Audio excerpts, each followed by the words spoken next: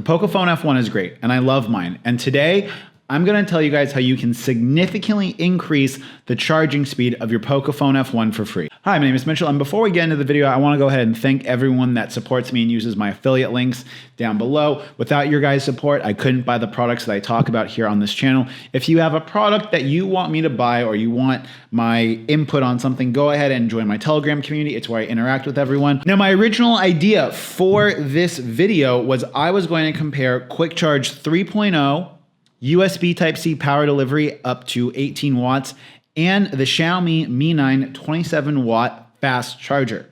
And so I've had my Pocophone F1, I've been doing these tests, and I charge my Pocophone F1 in its case, the way most people would. And I noticed that I'm getting these really disappointing results in regards to the fast charging speeds.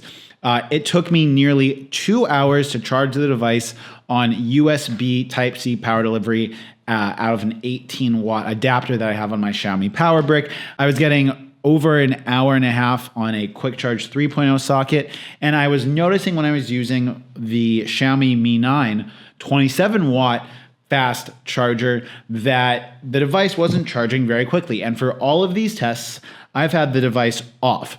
So I start reaching out to Francisco, who's the guy who does Franco kernel. Hey, does the kernel affect somehow the charging? No. I'm looking online. What about the ROM? No. So finally, I break my scientific method, as you will, and I turn the phone on. And I go into the Franco kernel options, and the first thing that I notice is a screen where it tells you the device's charging or the device's battery stats. And basically, the temperature of my battery, there my GoPro turns off, the temperature of my battery inside my Pocophone F1 was 111 degrees Fahrenheit, which with ambient temperature where I am right now, around 75 to 80 degrees Fahrenheit, it's considerably warmer than it was. So I felt the device and it felt warm, but it didn't feel that warm. Then I took the device out of its case, and then I felt it was considerably warmer than I thought. And so then I plugged the device back in. The device battery temperature dipped down to about 110 degrees at that point, and I noticed that it was charging at a higher wattage. Well, at that point, I start thinking, well, what if I start cooling the device down and bring the battery temperature below 100 degrees? Will I see an increase in performance? And I know this might sound kind of silly to people, but having your device in its case is kind of just like putting a jacket on your device because it's keeping a lot of the heat inside of the phone. So I flipped the device and I went ahead and I kind of put it in between two different cell phone boxes I had to get some airflow underneath the device. And I began to see a wattage increase for the battery charging. At that point, if that was going to cool it, I put my metal Xiaomi speaker on top of it to dissipate heat, and I saw that it began to charge above, I believe it was 13.5 watts, which is the fastest I'd seen it charge up to this point. At this point, I got kind of carried away.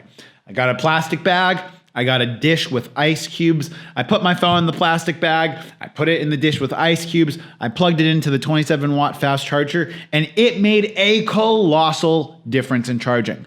It went from 16 watts at the highest charging wattage all the way up to 33 watts. And the device charged faster from 75% to 85% than it had from like 25% to 35%, which if you know anything about battery technology, it should not be charging faster as it gets fuller.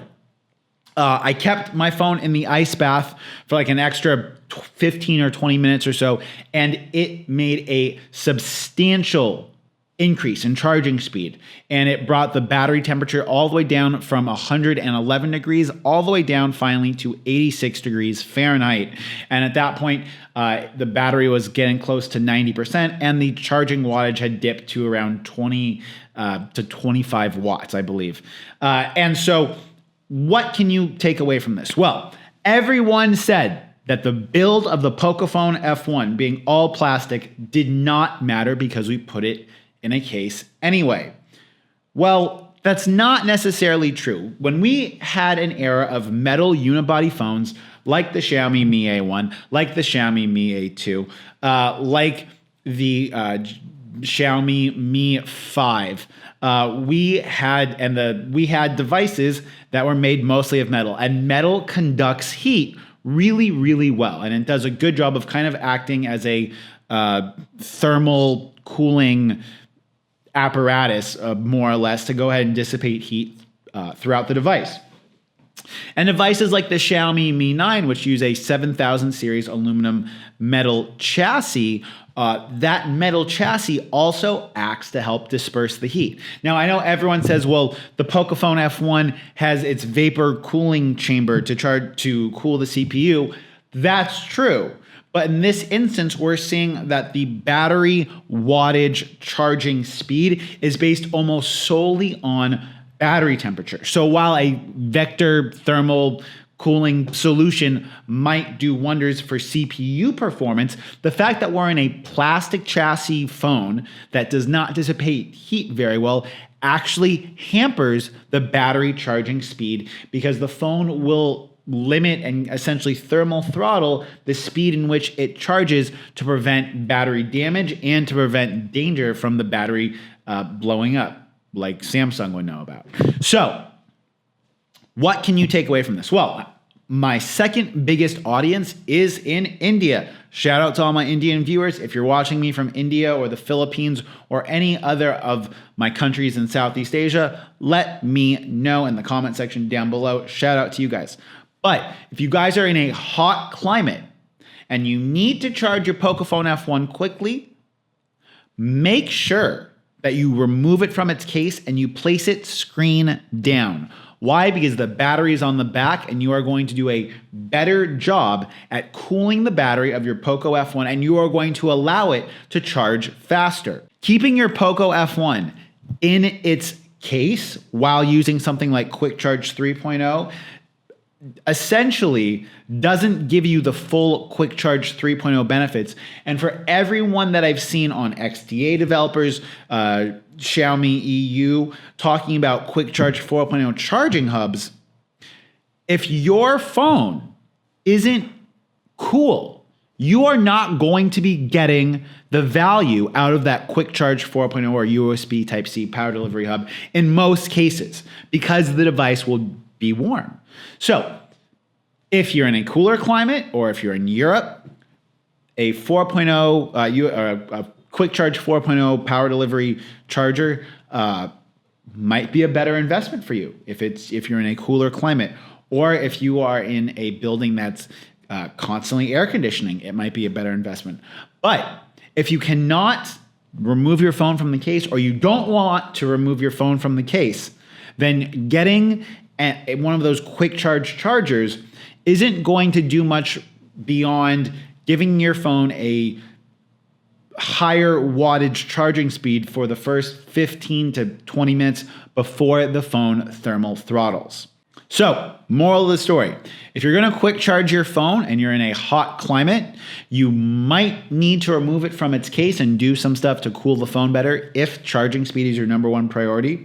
If you don't want to go through those things, using a regular old 2 amp USB charger is going to give you similar performance if you are in a really, really warm climate, or if anything, the advantages that you would have with a quick charge setup are going to be negligible after the first 15 to 20 minutes, let's say, until the device begins to thermal throttle.